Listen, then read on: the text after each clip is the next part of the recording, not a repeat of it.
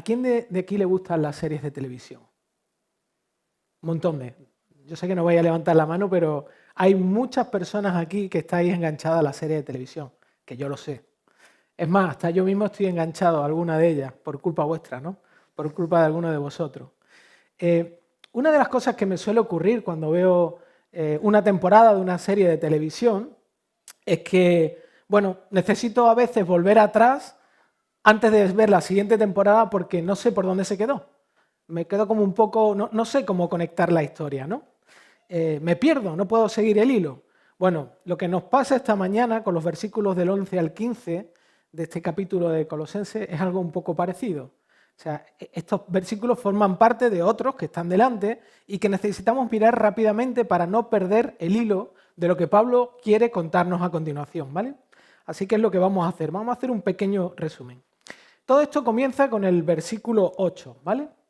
En el versículo 8, Pablo dice lo siguiente: mirad que nadie os haga cautivos por medio de su filosofía y vanas sutilezas según la tradición de los hombres, conforme a los principios elementales del mundo y no según Cristo. Esto es lo que Pablo le está diciendo a los cristianos de Colosa, a una iglesia, ¿no? Así que de una forma resumida, muy breve, lo que le está diciendo Pablo a esta iglesia es que no se dejen cautivar por otra cosa que no sea Jesús. Es lo primero que empieza diciendo en el versículo 8. No os dejéis cautivar por esta serie de filosofías, esta idea, estas cosas que se están añadiendo a lo que ya sabéis acerca de Jesús y lo que le ha hecho en la cruz, y dejaros cautivar por Cristo, ¿vale? Eso es lo que lo que Pablo le está diciendo acerca de lo que Jesús hizo, ¿no? No os dejéis cautivar por otra cosa que no sea Jesús. Esta es la idea que va a desarrollar a lo largo de todos los versículos. Ahora, después nos encontramos con los versículos del 9 al 11, que son la respuesta a una hipotética pregunta que pueden hacerle los cristianos de Colosa, que es la siguiente: vale, Pablo, vale, tenemos que dejarnos cautivar por Jesús, pero no por otras cosas. Ahora, ¿por qué debería dejarme cautivar por Jesús? ¿Por qué? ¿Por qué tengo que dejar que Jesús me atrape? ¿Por qué tengo que dejar que Jesús me seduzca, ¿no? Y Pablo lo que hace es darle dos razones de peso en los siguientes versículos. Todavía no hemos llegado al texto que vamos a ver esta mañana, ¿vale? No quiero que te pierdas. Estamos haciendo el recordatorio de la serie anterior, ¿vale? Bien, ¿qué dos razones de peso le da Pablo a estos creyentes de Colosas? Le dice, lo primero, y acordaos, que Jesús es Dios hecho hombre, que Jesús es Dios en su plenitud. Por eso deberían dejarse cautivar por Cristo. Y lo segundo que les dice es que en Jesús ya han sido completados plenamente. En Cristo ya han recibido todo lo que necesitaban recibir. Por eso necesitan dejarse cautivar por Él. O si reformulamos esta pregunta usando una frase que utiliza mucho Pablo a lo largo de todas sus cartas, es ¿cuáles son los beneficios de haber sido completados en Jesús? O sea, esto es lo que Pablo quiere empezar ahora a explicar en los versículos del 11 al 15. Ellos hacen preguntas y Pablo ahora les muestra qué significa haber sido o haber encontrado la plenitud de ellos en Cristo. ¿Qué significa eso? Eso es lo que va a explicarles una y otra vez. ¿Y por qué esto es tan importante? Esto es una cosa que dije hace 2 semanas, pero es algo, es como lo que las madres hacen, ¿no? Las madres repiten muchas cosas que son importantes y los hijos no suelen escucharlas o se olvidan muchas veces. Bueno, yo no soy una madre, pero sí quiero volveros a repetir algo que dije hace 2 semanas. Y es lo siguiente: la vida cristiana se trata de volver una y otra vez a considerar los resultados del Evangelio para mí. De esto se trata la vida cristiana. Esto es lo que Pablo desarrolla una y otra vez en sus cartas. Descubrir, entender y abrazar los resultados, los beneficios de lo que Cristo hizo en la cruz, ¿vale? Seguro que sabéis lo que es esto, ¿no? Algunos lo usáis constantemente. Si hacéis una mirada rápida diréis, vale, son 2 tarjetas de crédito. Son 2 tarjetas de crédito Visa. Se pueden hacer muchas observaciones. A priori estas 2 tarjetas parecen iguales, pero no lo son. Y no es porque esta sea infinita. Eso no quiere decir que es infinita, ¿vale? Por si alguno lo ha pensado. Ninguna tarjeta de crédito es infinita. Todo tiene un límite. Son parecidas, pero son diferentes. Son parecidas porque son tarjetas de crédito, pero esta tarjeta de aquí tiene una serie de beneficios adicionales. tiene una serie de seguros, tiene una serie de, digamos, facilidades que te permiten acceder, por ejemplo, a la sala VIP al aeropuerto, tiene unos seguros que te cubren si estás fuera, etcétera, etcétera. ¿Con esto qué quiero decir? Los colosenses, la lucha que estaban viviendo, con la que ellos estaban enfrentando en ese momento era que alguien le estaba presentando un evangelio parecido, pero que no tenía los beneficios que el evangelio de verdad ya tenía. Y Pablo lo que está tratando de hacerles ver es, no cojáis esta tarjeta de aquí, coged esta porque es mejor, porque esta tarjeta es Cristo. Yo sé que es una ilustración muy no muestra todo lo que en realidad es Cristo, pero os va a ayudar a entender por qué Pablo una y otra vez los lleva a que entiendan cuáles son los beneficios que en Cristo hay y que no hay en otro lugar, ¿vale? Bueno, como he dicho, eso es lo que Pablo va a desarrollar a lo largo de estos versículos que vamos a ver, estos 4 versículos, y yo los he dividido en 2 grandes bloques. Pablo lo primero que le va a enseñar a los colosenses es lo que Dios ha hecho dentro de ellos, lo que Dios ha hecho dentro de nosotros, si estamos en Cristo, si somos cristianos, si somos creyentes. Y hay otro gran bloque donde Pablo le va a mostrar lo que Dios ha hecho fuera de ellos, lo que Dios ha hecho fuera de nosotros, por nosotros, ¿vale? Y la separación es muy fácil. Lo que Dios ha hecho dentro de nosotros es lo que Pablo explica en los versículos del 11 al 12, que son los 2 primeros puntos de vuestro bosquejo, y lo que Dios ha hecho fuera de nosotros son los versículos del 13 al 15, ¿vale? Bien, antes de continuar mirando todos estos puntos, quiero que nos paremos un momentito a pensar algo que yo no me había dado cuenta y que estudiando el texto percibí en lo que Pablo había escrito. Y es, ¿por qué Pablo les habla de los beneficios que ya han recibido en Jesús? ¿Por qué les habla de esto a estas personas que ya son cristianas? Que dice al principio de la carta, Pablo dice que ellos han recibido a Jesús, que han creído en Jesús, que hay fruto en sus vidas de la obra de Jesús, pero ¿por qué les tiene que volver a recordar esto? ¿Por qué lo hace? Vale, sí, me puedes decir que lo habían olvidado, vale, estoy de acuerdo contigo, pero pensando bien en la situación que yo estaba viviendo, lo que Pablo estaba haciendo estaba eliminando una carga innecesaria y perjudicial para vivir lo que en realidad ya eran. ¿En qué sentido?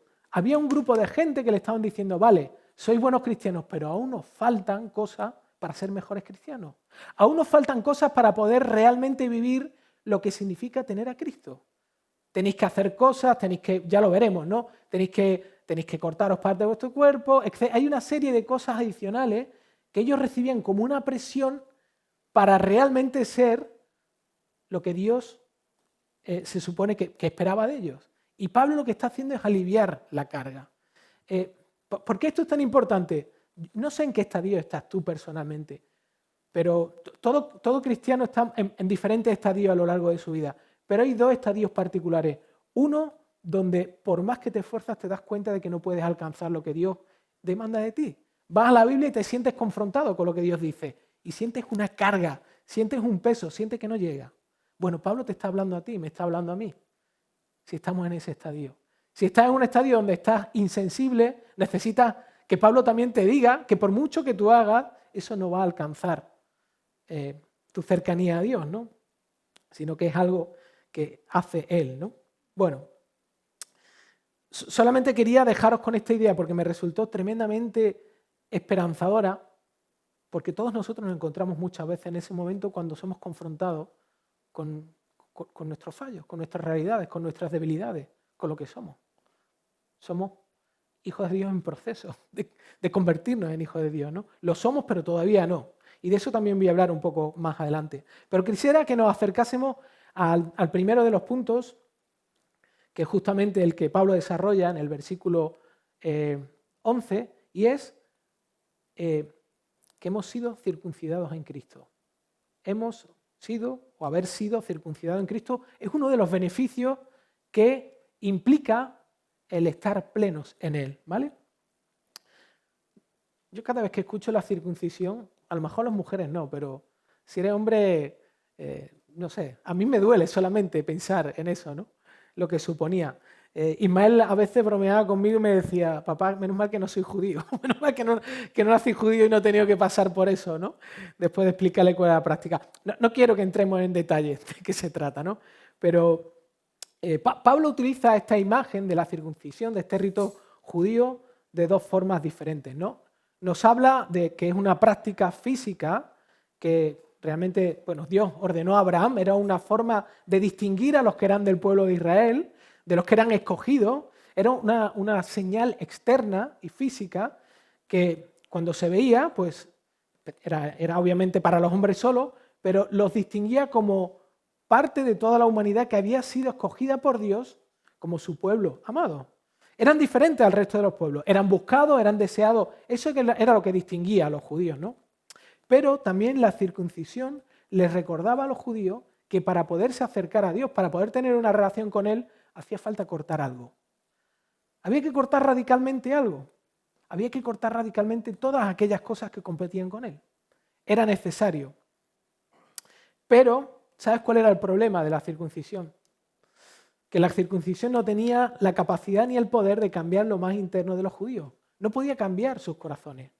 Por eso muchos de los profetas, cuando hablaban a través de ellos, Dios hablaba a través de ellos, una de las cosas que les recordaban al pueblo de Israel es que necesitaban que Dios hiciera esta operación dentro de ellos. Que aunque ellos lo hicieran físicamente, aunque cumplieran esto, realmente eso no los acercaba a Dios, ¿no?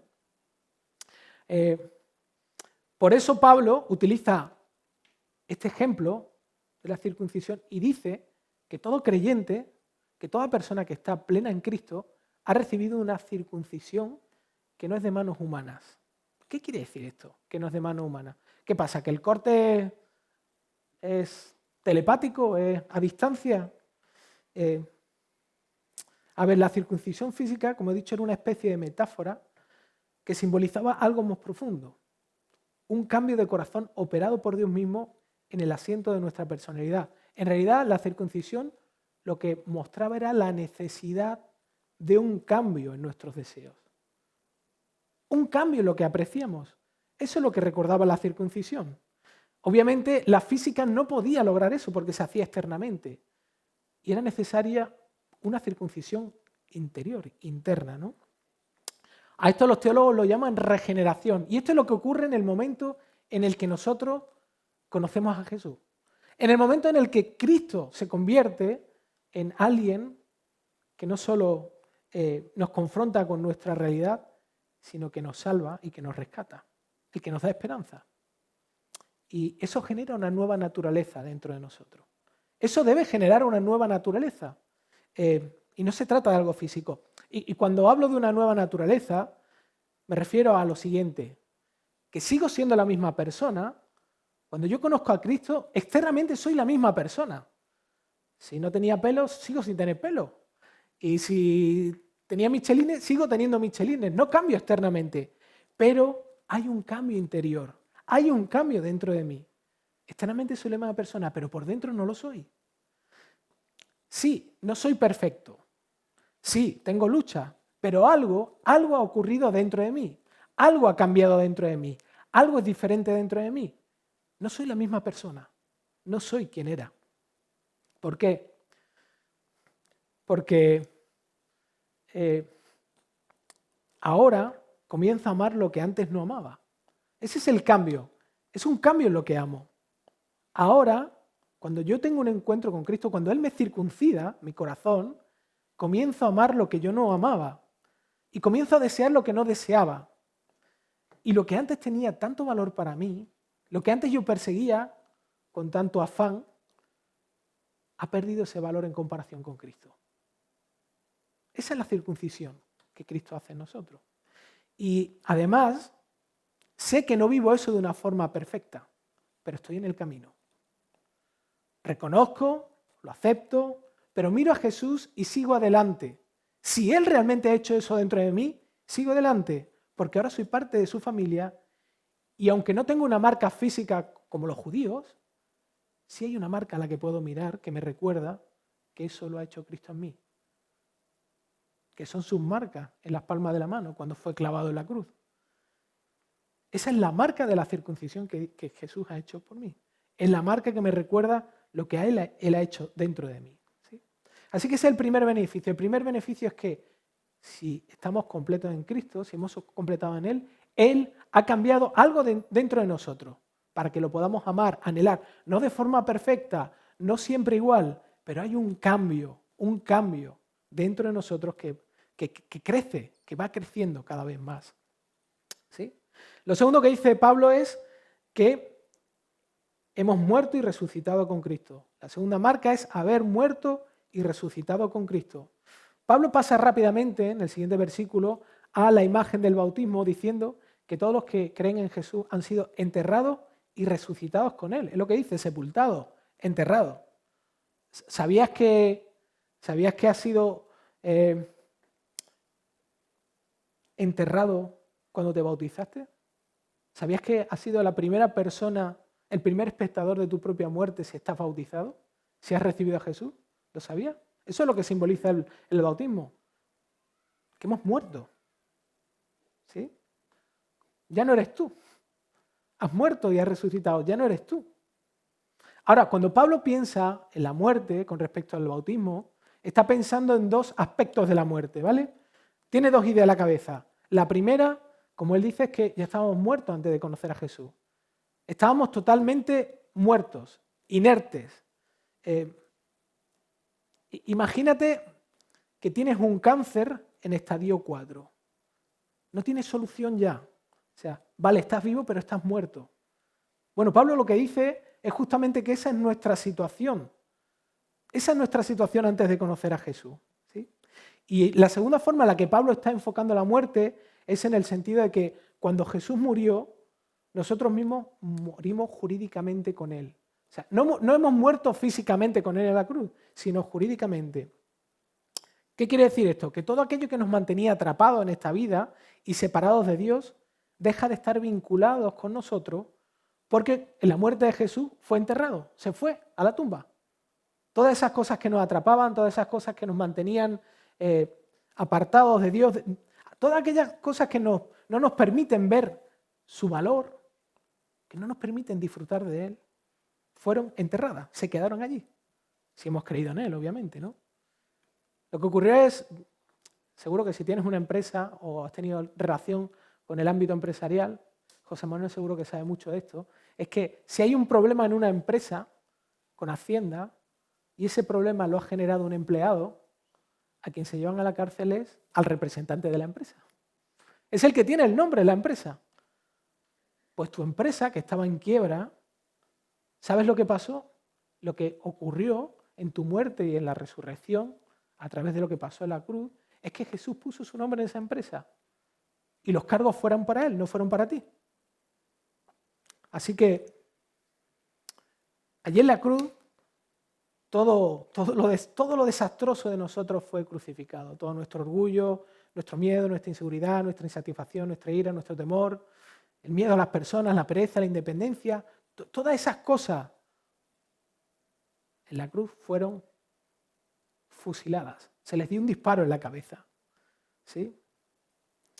Y eso que ocurrió allí no fue para que nos quedásemos nosotros bajo tierra, sino que dice Pablo que fuimos resucitados a una nueva vida. Es decir, una nueva forma en la cual, por la influencia del Espíritu de Dios en nosotros, que también recibimos en ese momento, podemos entender y podemos ver de qué trata la vida aquí. Podemos ver la vida bien. Podemos apreciar las cosas bien en la vida. Y además darnos cuenta de que la verdadera vida es Él y está en Él. Sin una nueva vida no podemos vivir así, es imposible. Sin la vida que Dios produce dentro de nosotros, es imposible que podamos vivir encontrando y descubriendo no solamente cómo funciona la vida, sino que la vida se trata de Él y está con Él. Ahora, Pablo dice también que ¿cómo se obtiene esta vida nueva? ¿Cómo la obtenemos? Bueno, es un regalo que se recibe por fe. Es a través de la confianza que Dios ha hecho en Jesús lo que ha hecho. Y además fíjate en un detalle, el versículo 12 dice, habéis resucitado con Él por la fe en la acción del poder de Dios. No sé si te has dado cuenta, pero el énfasis no está en la fe. El énfasis no está en la cantidad de fe, el énfasis está en el poder de aquel que ha hecho lo que ha hecho, en el poder de aquel que ha hecho que tú mueras y resucites a una nueva vida en Cristo. O como dice Pablo en Efesios 2:8, ¿no? Que tanto la salvación como la fe son un regalo de Dios. El énfasis está ahí. Ahora, puede que después de esto piense y diga, vale, David, genial, me parece estupendo, pero ¿sabes qué? Cuando yo me miro al espejo por las mañanas, sigo viendo mucho de mí mismo. No soy yo, pero yo todavía me sigo viendo yo, ¿sí? Sigo viendo mucho de quien yo era antes de ser conocido por Jesús, ¿sí? Y es normal. Como he dicho al principio, la vida cristiana es un proceso, no es un instante, es un proceso. Se trata de constancia, se trata de perseverancia, se trata de lo que Dios nos regala para que nosotros podamos continuar. Y quiero ilustrarte esta situación con una breve historia. Yo creo que todos conocemos quién era Abraham Lincoln, ¿no? Fue un presidente de los Estados Unidos, ahí lo tenemos. Pero quizá no os acordéis acerca de una de las cosas que caracteriza a Estados Unidos, y es la esclavitud. La esclavitud en Estados Unidos se inició inicialmente de una forma muy precaria en 1619, cuando llegaron los primeros colonos, y se abolió en 1865. Fue Abraham Lincoln quien la abolió totalmente. ¿Cuántos años hay de distancia? No voy a hacer el cálculo porque va a quedar en evidencia que no se me dan muy bien las matemáticas, pero hay un montón de años. Hay un montón de años. Ahora, quiero que te imagines lo siguiente. Abraham Lincoln escribe la petición de la abolición de la esclavitud, se aprueba y de pronto una familia de esclavos negros de esclavos les llega esta noticia y le dicen que son libres de su amo, que ya no pertenecen a nadie, que son libres para vivir como quieran. ¿Tú piensas que realmente en su mente estas personas se sienten libres? ¿Tú crees que estas personas han entendido, han terminado de comprender que son libres plenamente? Por supuesto que no. Por supuesto que no, que les va a llevar un tiempo entender, comprender lo que significa ser libre. De la misma manera, cuando nosotros morimos y resucitamos en Cristo, nos lleva un tiempo. Por eso Pablo está tan empecinado y por eso nos muestra una y otra vez que volvamos a entender lo que significa estar completos en Cristo. Porque a nosotros nos pasa algo similar a estos esclavos, ¿no? Sí, todavía nos cuesta trabajo entender lo que somos. Todavía necesitamos apropiarnos de quiénes somos en Cristo. Pero, a pesar de eso, ya no somos dominados por lo que éramos antes. No vamos a estar capturados por lo que éramos antes durante mucho tiempo. No necesitamos vivir con los estándares. No sé cuál era tu lucha antes, no sé, yo tenía hay muchas cosas con las que he luchado, ¿no? Con mi apariencia física, con mis capacidades intelectuales, con capacidades deportivas, con cientos de cosas, con un montón de cosas, ¿no? Pero ya no necesitamos vivir a través de esos estándares, no necesitamos compararnos con otras personas, no necesitamos llenar nuestra principal necesidad con otra cosa que no sea Jesús. Antes era imposible que pudiéramos hacer esto, pero en Cristo sí lo podemos hacer ya. Sí tenemos la opción de hacerlo, sí lo podemos hacer. Vamos a ir un poquito más rápido, vamos a mirar los dos siguientes puntos que tienen que ver con lo que Dios ha hecho fuera de nosotros, ¿no? Y el tercer aspecto es que en Cristo hemos sido plenamente perdonados, ¿no? Haber sido plenamente perdonados por Cristo. Sé que hay algo que no nos gusta mucho, pero Pablo dice que antes de que Cristo viniera a cortar lo que estaba podrido en nosotros, nuestra sensibilidad era la misma que la de un cadáver. Eso es lo que dice, que estábamos muertos, ¿no? Y me llama mucho la atención porque a veces hay personas, yo he escuchado en algunos testimonios a personas decir, la verdad, ¿sabes qué? Yo llevaba toda la vida buscando a Jesús. La verdad, ¿sabes qué? Yo es que siempre he creído en Dios, ¿no? Cuando en realidad, a la luz de lo que dice Pablo, no es cierto. Lo afirma varias veces y la Biblia es muy clara con esto, de cuál es nuestra condición. Y no quiero que pasemos superficialmente por lo que dicen los versículos 13 y 14, Porque es tan fácil pasar por aquí rápido y no detenernos a entender cuáles son las implicaciones de lo que Pablo ha dejado registrado aquí. De hecho, esto es una de las cosas más importantes que vas a necesitar para poder continuar cada día anhelando a Cristo, caminando con Él, buscándolo a Él. Y dice lo siguiente, los versículos 13 y 14, dice, antes ustedes estaban muertos, pues eran pecadores y no formaban parte del pueblo de Dios, pero ahora Dios les ha dado vida junto con Cristo y les ha perdonado todos sus pecados. La ley escrita estaba en contra de vosotros, pero Dios le puso fin por medio de la muerte de Cristo en la cruz. O sea, no sé si has escuchado bien, hay una pequeña frase que es tan conocida para nosotros, que es tan sumamente repetida, que rebota en nuestros oídos, que no penetra dentro de nosotros. Y es esta, todos tus pecados. Todos tus pecados. ¿Qué incluye esto? Obviamente incluye todo. Incluye cada mal pensamiento, cada palabra hiriente, cada muestra de orgullo, cada mirada de ira, cada enfado, cada deseo sucio e impuro, cada pecado de omisión, cada actitud de envidia, cada momento de alegría por el mal ajeno, cada momento de indiferencia, cada expresión de ingratitud. Incluye todos esos momentos pequeños y grandes que manifiestan que tú no mereces estar delante de Dios, porque Él es puro. Ni tú ni yo lo merecemos. Yo estoy también ahí. Pero dice Pablo y afirma a Dios que Él ha perdonado todos tus pecados. Todos. Y cada uno de ellos.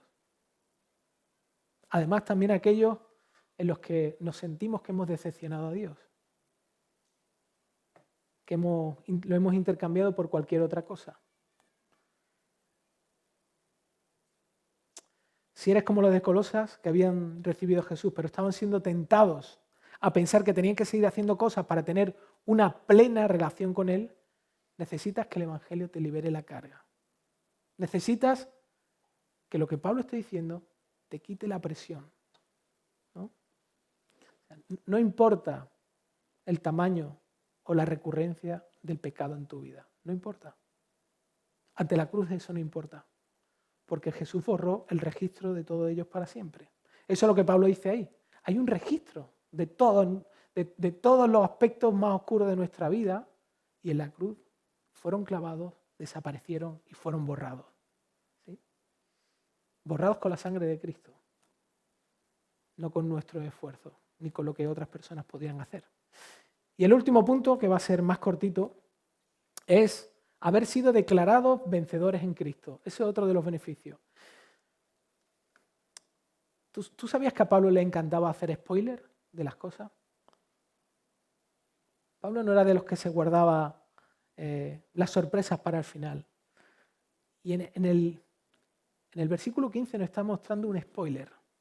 Está filtrando el final de la vida de todos los que están en Cristo.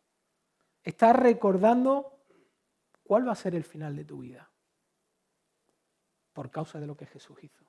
¿Sí? La vida cristiana en la Biblia es ilustrada como una guerra. Es una guerra que se combate principalmente en un ámbito que es invisible para todos nosotros. No lo vemos, pero está ahí, está presente. Pablo lo dice en Efesios, ¿no? Dice que nuestra lucha no es contra carne y sangre, sino contra principados, contra potestades, contra los poderes de este mundo, de tinieblas, contra las huestes espirituales de maldad en las regiones celestiales. Hay un mundo que no vemos, que está empeñado, que es existente, que es real, que Satanás y un montón de seres que tienen una única tarea, convencernos de que Dios no es quien dice ser. Esto no es nuevo, esto pasó en Génesis 3. Esa es la tarea, convencernos de que Dios no es quien dice ser. Convencernos de que lo que Dios ha hecho no es suficiente, no es bueno, no es totalmente bueno, hay que hacer más cosas. Ahora, el apóstol Pedro en sus cartas dice que por causa de lo que Jesús hizo y todo lo que hemos visto antes, circuncidados, muertos, resucitados y perdonados, hemos recibido todos los recursos para poder pelear contra ellos. Y ese recurso se llama Jesús. Ese recurso se llama Cristo. Ahora bien, si Pablo dice que Jesús ya ha vencido, ¿por qué necesitamos seguir peleando? Necesitamos seguir peleando porque hay una realidad en la que vivimos. El ya, pero el todavía no. ¿Eso qué quiere decir? Que disfrutamos de forma completa de lo que Jesús ya ha ganado para nosotros, que es lo que expresa ahí Pablo en el versículo 15, pero es algo que todavía no se ha manifestado de forma plena. Todavía no es una realidad que nosotros podamos ver de forma plena, pero ya ocurrió. No sé si sabes cómo funcionan las herencias, ¿no? Pero Ismael es heredero de su padre y de su madre. Mi hijo Ismael va a heredar todo lo que sus padres tienen. Espero que tenga la madurez suficiente para manejarlo bien. Y de eso nos encargaremos su madre y yo en los años que nos quedan, ¿no? Pero todo lo nuestro es suyo. Es suyo. Le pertenece.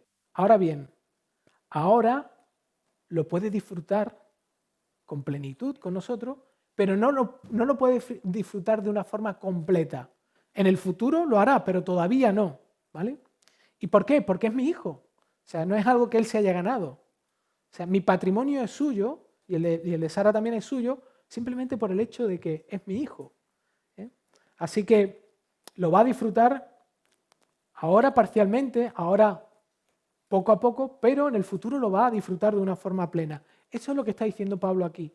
Cristo ganó un patrimonio que nosotros tenemos completamente ahora, pero que lo vamos a disfrutar de una forma plena. Es nuestro ya, pero todavía no ha llegado el momento de verlo en todo su esplendor.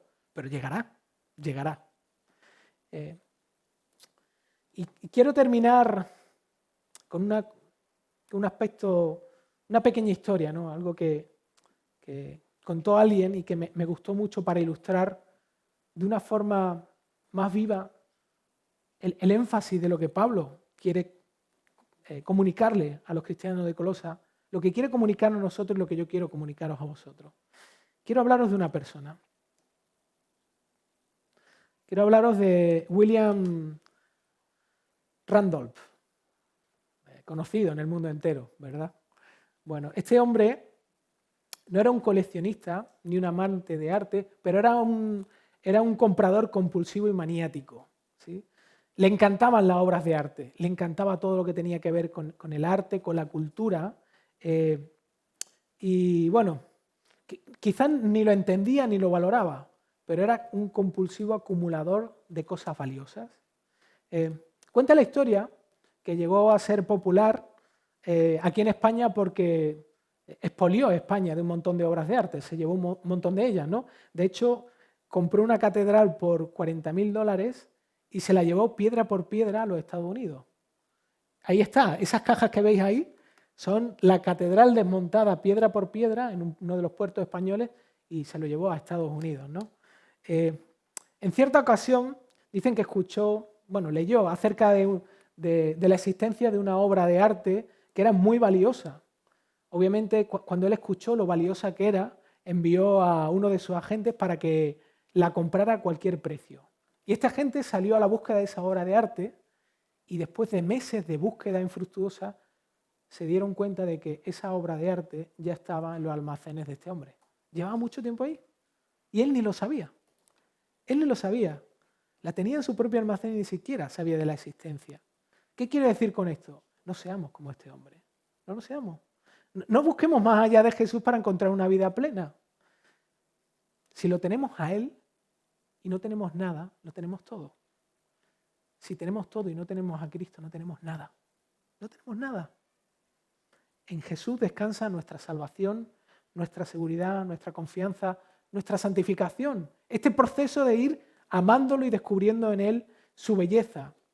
Está nuestra identidad, nuestro contentamiento, nuestra seguridad en esta vida y la vida que está por venir, que será infinitamente más gloriosa que esta. Tu satisfacción y mi satisfacción plena es Él y solo Él. Y no necesitamos nada más fuera de Jesús. Sí, tenemos necesidades físicas, vale, está bien, pero nuestra principal necesidad es Él. Por eso estamos aquí esta mañana, para reconocer que Él es todo y Él es lo que necesitamos.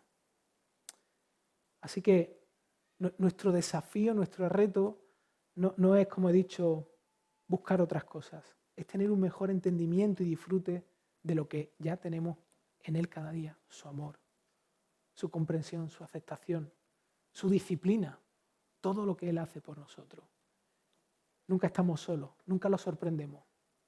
Y Él nunca se va a arrepentir de haber venido a nuestras vidas para que podamos vivir en plenitud, de habernos circuncidado, de habernos dado una nueva vida a través de la muerte y la resurrección y de habernos perdonado todos nuestros pecados pasados, presentes y futuros. Vamos a orar. Señor, podríamos pedirte muchas cosas esta mañana. Podríamos tratar de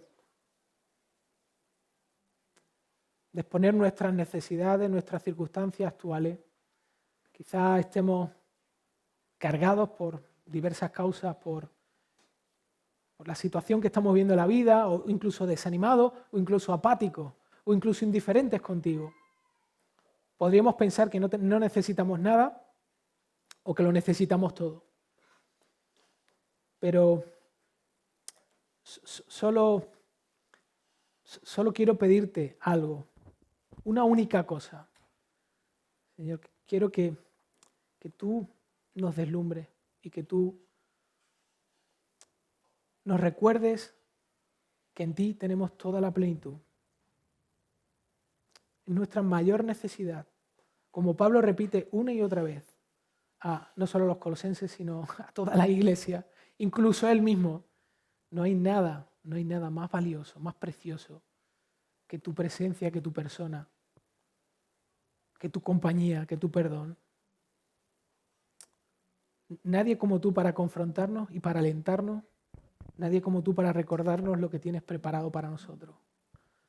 Así que ayúdanos, como decías hace un instante, a vivir en plenitud lo que todavía no se ha manifestado de una forma gloriosa. Así que ayúdanos, Señor, porque somos torpes para vivir a la luz de estas verdades. Te lo pedimos en el nombre de Jesús.